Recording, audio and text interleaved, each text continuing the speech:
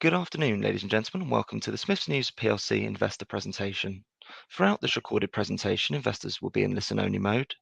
Questions are encouraged. They can be submitted at any time via the Q&A tab that's just situated on the right-hand corner of your screen. Please just simply type in your questions and press send.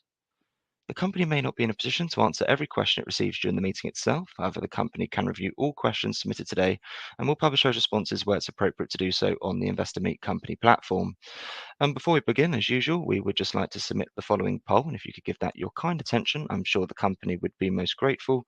And I would now like to hand you over to the executive management team from Smiths News PLC. John, good afternoon, sir. Thank you, Jay. Good afternoon, everyone, and welcome to Smiths News interim results for the 26 weeks ending the 1st of March 2025.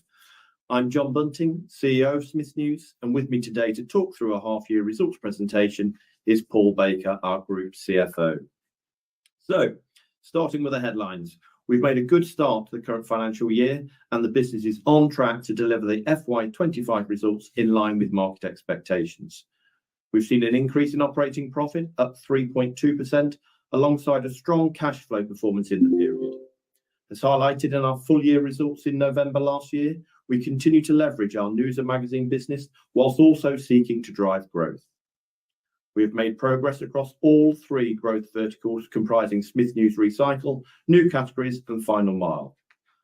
Our internal investment programme has also gathered pace with the successful implementation of a new warehouse management system at one regional hub, and the broader rollout will be complete in this financial year. We have 91% of our existing publisher revenue streams secured to 2029, which not only provide assurance of revenues across the short and medium term, but also provides the foundations to support our strategic intent to broaden our early morning end-to-end supply chain solutions. We have again generated strong cash flow in the period and today announced a proposed interim dividend of 1.75 pence per share. I'll now hand over to Paul to walk through the financials before coming back to discuss each of these points in a little more detail later in the presentation. Many thanks, John, and good afternoon, everyone. Starting with the financial summary, revenues declined 0.6% in the period, lower than our guidance of a 3 to 5% decline, supported by the benefit of our 2024 contract wins in London and the Midlands, as well as football and Pokémon collectibles. We will look at revenue in more detail on the next slide. Adjusted operating profit increased by 0.6 million to 19.4 million in the first half, driven by improved sales in collectibles, the annualisation of the 2024 contract wins, and increased profit from our growth activities. Importantly, our ongoing cost efficiency programme is in line with plan, and in the first half delivered another 3 million of gross improvements. Adjusted earnings per share increased by 10% to 5.4 pence, benefiting from the increased operating profit and the lower interest cost under our new banking facility signed in May last year. Average net debt has reduced by 11.4 million to 1.1 million, driven by consistent cash flow in the first half, but noting that the ordinary and special dividends were paid in February at the end of the reported period. Just to give a little more colour to our revenue numbers. Our headline revenue numbers show a decline of 0.6% in the first half, which is again below the 3 to 5% annual decline which we guide to. Since COVID, our underlying newspaper and magazine performance, which makes up over 90% of our total revenue, has been impacted by a number of things: pricing, contract wins, and last year, the 53rd trading week. So, for example, the annualisation of our additional contract wins last financial year gave a 1.6% benefit year on year, and this drives the majority of the difference between our headline number of a minus 0.6% and guidance. If you exclude this annualisation, newspaper and magazines showed a decline of minus 3.1%, which is within our expected range of 3 to 5%, albeit at the lower end. Collectibles increased in the half by 4.3%, demonstrating the continued popularity of football collections and the increased interest in the latest Pokémon series. Revenue from strategic growth initiatives while relatively small compared to the headline newspaper and magazine revenue, also contributed to the headline movement, increasing by 25% in the period.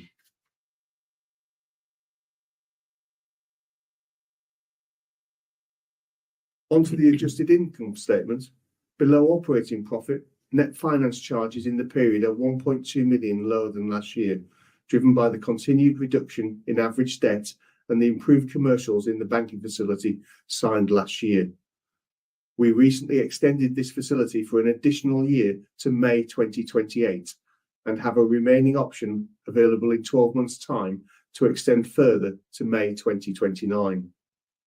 With lower finance charges, profit before tax increased by 1.8 million or 11.3% to 17.7 million, with earnings per share then increasing by 10% to 5.4 pence.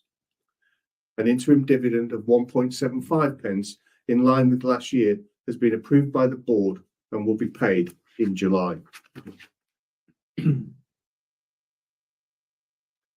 Total free cash flow for the half was an inflow of 13.3 million, an increase of 9.1 million from last year, partly due to a favourable timing of our working capital cycle, but also included the inflows from both the McCall's administrators and a pension tax refund, which are included within adjusting items of 2.1 million.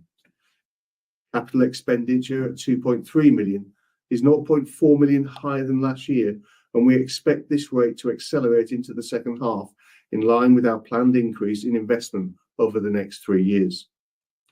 Lease payments have increased by 0.6 million year on year due to inflationary impacts on lease renewals, of which there have been 7 over the last 12 months.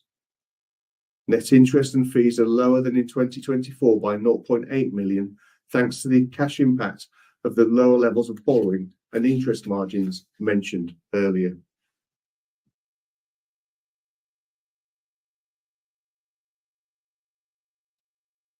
Over the last 12 months, the business has generated an underlying cash flow of 24.2 million, consistent with the 20 to 25 million annual inflow the business has been delivering for some time.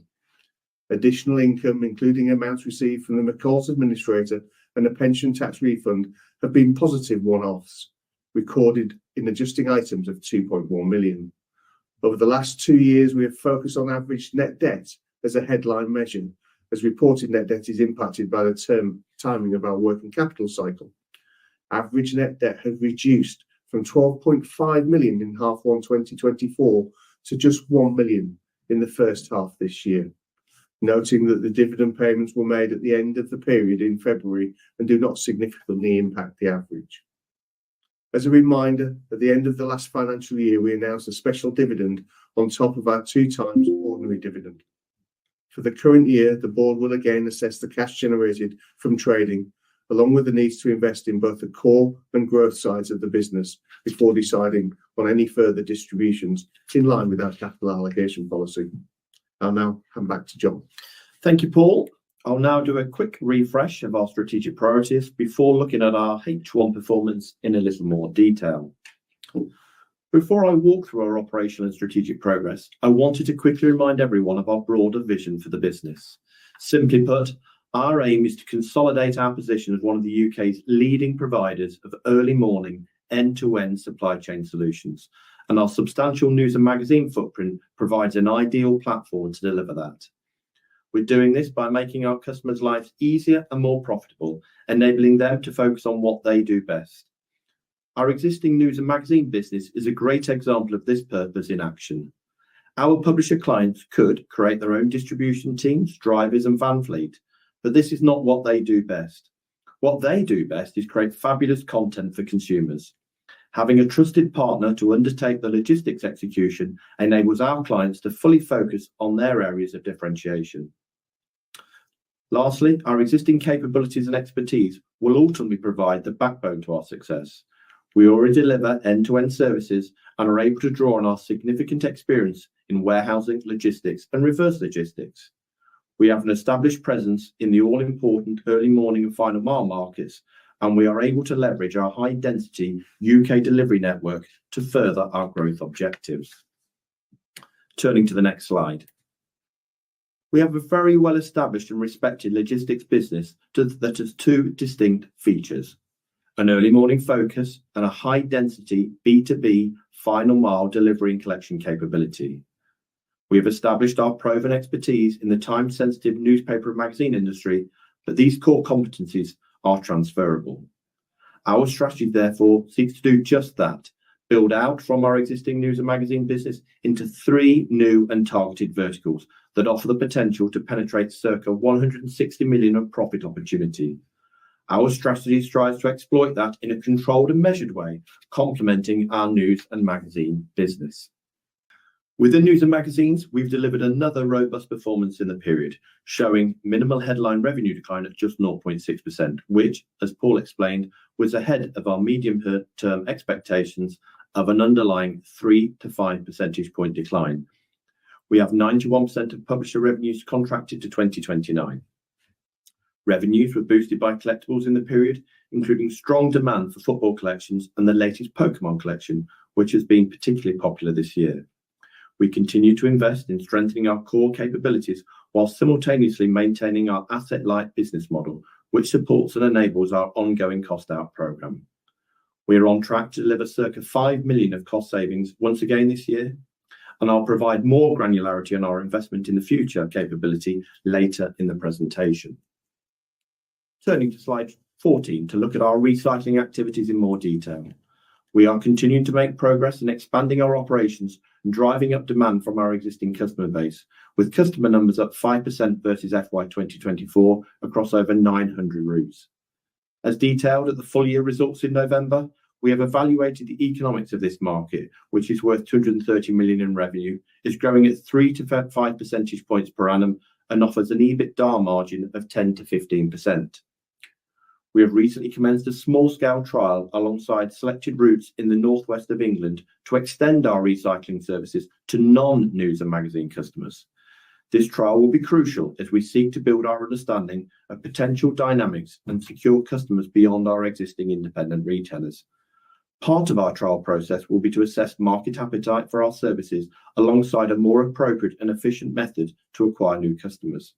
Our aim is to drive a deeper understanding of the broader economics of the sector, notably the cost of acquisition and the cost to serve. The results of the initial trial will determine how we can scale the service across our broader footprint. As we all know, regulation is increasing in this area, with simpler recycling and the returns deposit scheme both set to go live in the next 2 years. We believe both will be helpful in creating further demand for our services. And finally, I'm delighted to say we've appointed a managing director to our recycling operation. We have deliberately chosen a highly commercial director from the waste management sector to help us build the capability required to exploit the opportunities in this growth market, both now and indeed in the future. We expect them to join by the start of our new financial year. Moving on to look at our new category vertical. This area seeks to capitalise on our Smiths News warehousing and early morning final mile services and diversify the suite of products we deliver. We've continued to make progress in the period, delivering books and home entertainment to multiple national supermarket chains.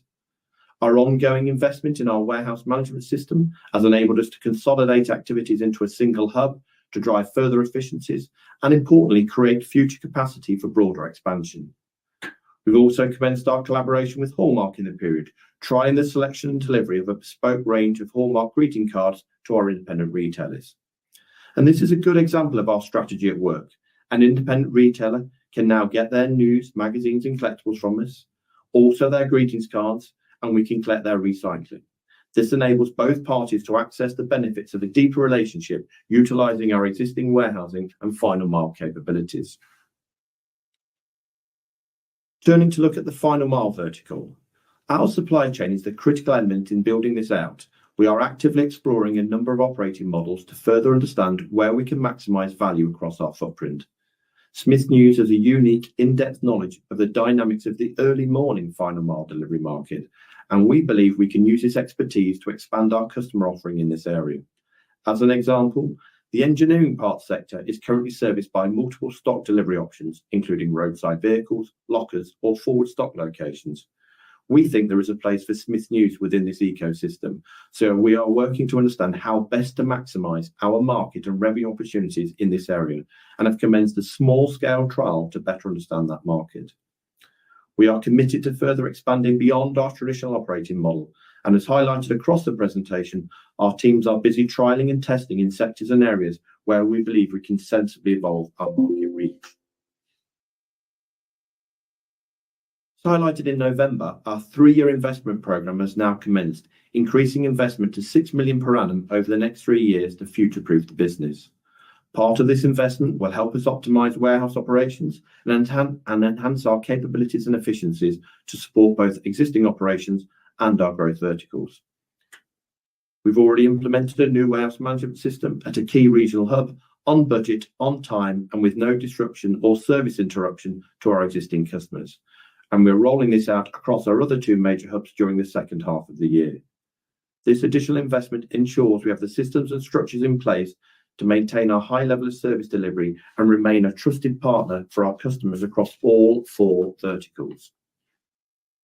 So, in summary, our news and magazine vertical continues to underpin the business's good performance, and our growth verticals are all progressing well.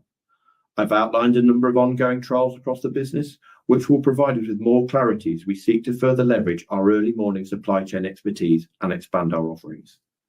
The cost out initiatives continue to deliver scale savings, and our internal investment programme will support both our news and magazine activities alongside recycle, new categories, and final mile. As we did last year, we shall assess our cash generation alongside our investment needs at the end of the year before deciding on further capital allocation in accordance with our policy. Pleasingly, Smiths News remains on track to deliver full year results in line with market expectations, and I look forward to updating you all again in November, and very happy to take any questions you may have. That's great, John, Paul. Thank you very much indeed for updating investors. Ladies and gentlemen, please do continue to submit your questions just using the Q&A tab situated on the right-hand corner of your screen. But just while the guys take a few moments to review the questions submitted already, I'd just like to remind you that a recording of this presentation, along with a copy of the slides and the published Q&A, will be available via your Investor Meet Company dashboard. John, Paul, you've had a number of questions from investors throughout your presentation. So firstly, thank you to everybody for your engagement. If I may just hand back to you, if you could read out the questions where it's appropriate to do so, and I'll pick up from you at the end. Yeah, thanks very much. Start with one from Hill C. Firstly, thank you for the kind comments about the work John and I have done. That's very kind. But the question reads, my question is regarding collectibles. Based on my personal experience, Pokemon trading cards continue to be extremely popular in the UK. They're often sold out, and I struggle to find them in supermarkets or retail stores for my kids. What is management view on the collectibles segment heading into the second half of the year, John? Yeah, okay. Yeah, I think it's a good observation. I mean, certainly we've been pleased with our collectible sales in H1. The macro trends of Pokemon and broader football collections continue to be at the heart of our collectibles proposition. And we're expecting a continuation of those positive trends in H2. There will not be a major men's football tournament in the summer, so we won't have the benefit of that this year. But from a collectibles perspective, we're expecting a reasonable second half. In terms of their general availability, I mean, that's really an issue for the manufacturers in this area.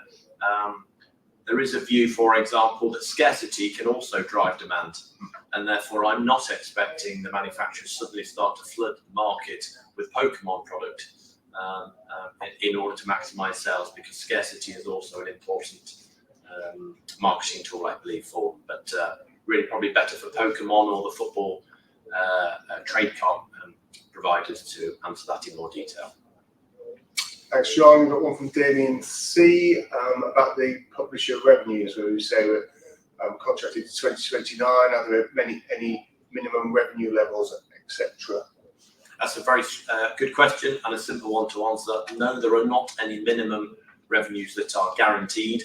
What we have secured are the revenues that are available between now and 2029, subject to market performance, and our margin reflects what we both think will happen to sales over that period, and that's part of the contract renegotiation process. So we both take a view on our forecast for sales over the 5-year period, and then margins reflect that. Thanks, John. And then Idar P got a question about This will test us looking forward. What operating profit mix do you envisage by the end of this decade, split between news and magazines, distribution versus new growth areas, i.e. recycling? It's a great question and not one I'm going to answer. The truth is, we've said quite clearly that we think there's 160 million profit opportunity for us to attack over the years to come. And we have our own internal targets as to what we think a good result would be. But in terms of my answer to that question, if we can find even 5 to 10 percentage points of market share from that 160 million, then that clearly will be very good news for investors. But at this stage in the process, we're not giving external targets for long-term guidance as to what we think the split might look like, either between growth and news and mags or indeed within the growth channels. Another one on the growth piece here, John. So from Andrew M, how large is the opportunity in delivering additional categories like books or greetings cards, and are these expected to become material contributors to revenue? Yeah, we do believe that there's a large opportunity for our business to provide adjacent categories to the ones we're already providing. We've made good progress in this area, both with books and now we have the greetings cards trial, and there's no reason to believe we can't grow both the number of categories we distribute and indeed the number of retailers that we apply that distribution to. So yes, we still see this as a material and scale opportunity. Another one here from Ida's got a couple of questions coming up. First one is, do you plan to take any steps to reduce the working capital volatility to have more balance sheet flexibility and possibly higher shareholder distributions? I'll answer that one, John. Our working capital isn't volatile, actually. What's volatile is just the reporting date. It's one of the reasons why we look at when we try and show what our free cash flow generated over the course of a 12-month period looks like, so you can see the consistent cash flow generation. Our working capital, last year was impacted by the year end and the fact that the publisher payments that happened at the end of the month came into our reported period. But there really is no real fluctuation in our working capital cycle. In fact, our working capital probably has a slight outflow each year driven by the reduction in news and mags as an overall sector, but otherwise it's very, very static. But thanks for the opportunity to answer that question. I've then asked a question around the rough operating margin of the next growth operations outside of news and magazines. We don't actually give an operating margin for our growth activities, and the reason that we're just starting them, and clearly we have some investments to make, and also we're utilising the vehicles that we use news and mags for. So there's an allocation of costs that we need to get our heads around there from an operating profit point of view. It's fair to say, though, as John alluded to in the presentation, the EBITDA margin for recycling, 10 or 15%, what we're seeing internally is above that because we're utilising the assets that we already have in place. So our internal margins are better than the sector margins that they're seeing. So hopefully that helps you answer that question. Just find the next one. Somebody's going to find the remote for the TV because apparently it's going to turn off very soon. So Damien C, the next question is, given the strong free cash flow, do you expect to move into average net cash position for the foreseeable future? Great question, Damien, and you will have seen that our average net debt reduced to 1.1 million in the half, albeit that the payment of the special dividend happened at the end of February, so that didn't really impact the half too much. We have a capital allocation policy that states we'll run the business at less than 1 times. It's not our intention just to keep running for cash and keep cash building on the balance sheet. We'd love to, as the capital allocation policy states, invest in our growth initiatives as well as our core business. We'll secure the 2 times ordinary dividend, and then if there's any M&A, we'll allocate the capital that way. And if none of those things require additional capital, we will look to then return funds to shareholders by any means, and we'll look to that at the end of the year. There is one here about share buybacks. So we had a pre-loaded question earlier about buybacks, so it's a good opportunity to answer that. This one is just stating from John B, would you consider a share buyback? And the earlier question, I can't remember, I think it was from Owen, the original one that was submitted was around our cost of capital and our share price. Is it cheaper? Should we be considering share buybacks? Clearly we have a very, very split view across our register. Some people like income, some people want us to consider share buybacks. We changed our capital allocation policy following our refinancing in May last year. Previously it stated that all distributions would be by way of special dividend, but we changed that to be more broad, and the board would consider any distributions, and that remains the case. And the board will consider when they look at this again at the end of the year, what is the right way to return to shareholders, be that buybacks or special. So we absolutely do look at it. It's a good conversation at the board when we do, and people do look at that. But right now we felt last year was the right thing to do to reward shareholders with the special. We'll look at those opportunities as we go forward. Alan C, good results. May I ask how big is the impact of national insurance and minimum wage on the business? The national insurance, which was sort of the incremental piece, we did mention in November. So the impact in this year, albeit obviously only from April, is £500,000, which is built into consensus, which you can find on our website. The full year impact of national insurance is 1.2 million. So that's the impact that will clip this year. Is it built into consensus, and our cost out program helps us offset that, and we'll try and we'll see what happens next year about how much of that incremental 700,000 we can manage as we go into FY26. One here from Gavin L. Card Factory full year results were out earlier. They are looking for wholesale customers to deliver their products. What is your greeting card delivery trial offer, and who with? Your thoughts on the upside? Yeah, I'm happy to take that. Yeah. So our trial is with Hallmark greetings cards, principally currently in the independent channel. So we're focused very much on our independent customers, and our role is to both sign those customers up, so secure new customers, and then deliver the greetings cards and the display units to them. Right. And a question from David S. Why was the dividend not increased marginally to show confidence? Thanks, David, for that question. It allows me to answer it. Look, we'll look at the full year. I think what we've got a 2 times stated dividend cover policy. That will be maintained. We'll look at what the profit looks like at the full year before sort of adjusting up, or what the final dividend might look like if we were able to do that. Didn't seem any point at the half year. We've got the second half won't be as strong as last year. Last year we had 53rd trading week and a football tournament, so it'll be slightly different. Felt that it was sensible just to keep the interim as it was, and we'll reflect the 2 times cover at a full year basis.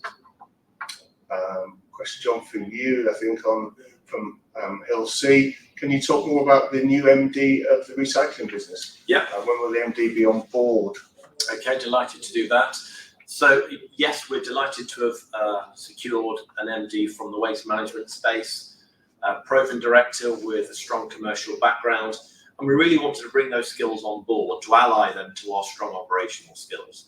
So I think over the last 2 years we've demonstrated that operationally we're more than capable of managing the recycle opportunity, but our heritage is not in recycling. We felt therefore we needed a leader to come in and bring that market expertise, those relationships that are always important in business, bring them to our business and help us really navigate that opportunity that exists. So we're really pleased to have secured someone of that individual's calibre, and we expect them to be on board in time for the start of the new financial year. Thanks, John. And then one from David S. Greetings cards sound the perfect fit, especially as high value, low weight and density items. Are you talking to other card suppliers, and how are they delivering their stock lines currently? Okay, yeah, good question. So I agree with you in terms of fit. Theoretically, it should be a good fit for us for all the reasons you suggest, but no, at this moment in time, we're working exclusively with Hallmark on the trial that we're undertaking. And then the final one for now, unless anyone's got any others that you can type quickly is from Ray B. What effect do you expect as a result of the announced changes at WH-Smiths? Well, it's very early to judge that, isn't it? To be honest, but our initial conversations with WH-Smiths have been encouraging in terms of the desire to retain that estate as the hub of the community, and with news magazines being an important part of that. So what I can tell you is they're an important customer of ours, and we'll work closely with them to try and optimise the opportunity that exists for the new management team. That's great, John. Paul, you've taken all the questions from investors, so thank you once again to everybody for your engagement this afternoon. John, I know investor feedback will be particularly important to you and to Paul, and I'll shortly redirect those on the call to provide you with their thoughts and their expectations. But before doing so, if I may just come back to you for a couple of closing comments. Yeah, thank you. So just 4 things I'd like to finish by saying, really. I mean, I think we're pleased with where we find ourselves at the H1 mark. It's good to have a set of financials that are once again on plan. We're pleased about that. I think you can see we're making progress on our growth strategy across every vertical, which is important. We've also implemented the first of our future tech implementations, so the warehouse management system that's gone in on time, on budget, without disruption, so that's great. And overall, we're on plan to make sure that we are delivering our full year expectations. So I think given the macro environment, we're pleased with where we find ourselves. That's great. Paul, John, thank you very much indeed for updating investors. Could I please ask investors not to close this session, as we'll now automatically redirect you for the opportunity to provide your feedback in order that the company can better understand your views and expectations. This may take a few moments to complete, but I'm sure will be greatly valued by the company. On behalf of the management team of Smiths News PLC, we'd like to thank you for attending today's presentation and wish you all a good rest of your day. Thank you.